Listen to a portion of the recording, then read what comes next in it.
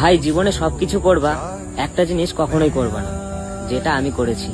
যার সাথে রিলেশনশিপে আছো তাকে কখনোই ফ্যামিলির সামনে ইন্ট্রোডিউস করিয়ে দিবা না, যেই ভুলটা আমি করেছি।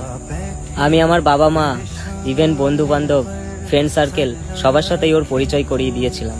কারণ সে যখন ছেড়ে গেছে না, সবার কাছে খুব ছোট হতে হয়েছে।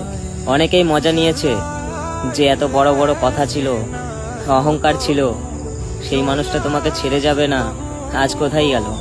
সো আমি এই জিনিসটা সবাইকেই বলতে চাই যে কখনো তোমার ফ্যামিলিতে বিয়ের আগে পর্যন্ত তুমি যাকেই ভালোবাসো না কেন ফ্যামিলির সামনে আনবা না, এতে নিজে অনেক ছোট হবা।